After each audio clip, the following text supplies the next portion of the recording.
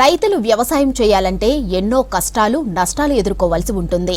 విత్తనం వేసిన నాటి నుంచి పంట చేతికి వచ్చే వరకు అన్నదాతలకు ఇబ్బందులు తప్పవు. అయితే పంటలను పక్షులు, కోతులు, అడవి జంతువుల నుంచి కాపాడుకోవడానికి అవస్థలు పడుతూ ఉంటారు.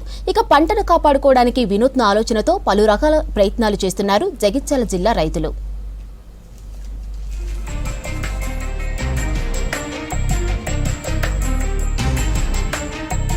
జగిత్యాల జిల్లాలో ఈ సంవత్సరం యాసంగి పంట కాలంలో వాతావరణం అనుకూలించకపోవడంతో పెద్ద సంఖ్యలో మొక్కజొన్న, తెల్లజొన్నలు సాగు చేశారు రైతులు.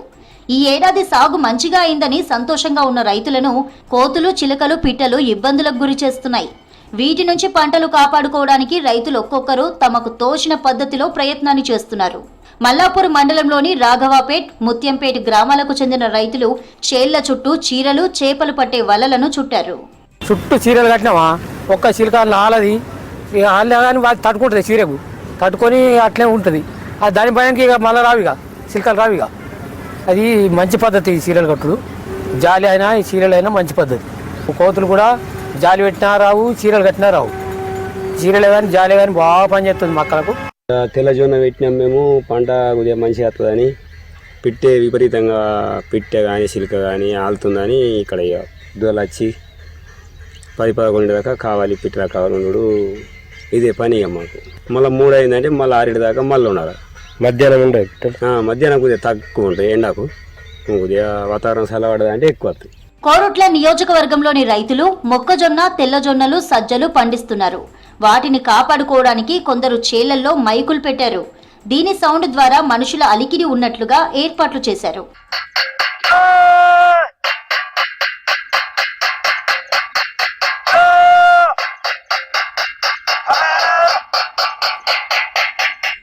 ఇక మరికొంతమంది రైతులు ఉదయం, సాయంత్రం తమ పంట పొలాల దగ్గరకు వెళ్లి అన్నం తినే స్టీల్ ప్లేట్లను కట్టెతో కొడుతూ శబ్దం చేస్తూ పిట్టలు, చిలుకలు, కోతుల నుంచి పంటను రక్షించుకోవడానికి ప్రయత్నం చేస్తున్నారు. ఈ మొక్కజొన్న పంటను కాపాడుకునేందుకు అనేక రకాలుగా ప్రయత్నం చేస్తున్నాము. అందులో భాగంగానే ఇప్పుడు ఈ మొక్కజొన్నకు ఈ కవర్లు కప్పడం కానీ, వల చుట్టడం కానీ, కోతుల బెడద నుండి రక్షించుకోవడానికి, పందుల బెడద నుంచి రక్షించుకోవడానికి రాత్రిపూట వచ్చి పటాకులు కొట్టుడు, అనేక రకాలుగా చాలా ఇబ్బందులకు పాలవకుండా ఈ మొక్కజొన్న పంటను పండిస్తున్నాము. ఇలా రైతులు చేస్తున్న ప్రయత్నాలు సత్ఫలితాలనిస్తున్నాయి. చీరల రంగులకు అక్కడేదో ఉందని భయపడిపోయి అటువైపు పక్షులు, జంతువులు రావడం తగ్గింది. చేనులో ఏర్పాటు చేస్తున్న మైకుల సౌండ్కు జంతువులు బెదిరి అటువైపు వెళ్లడం లేదు.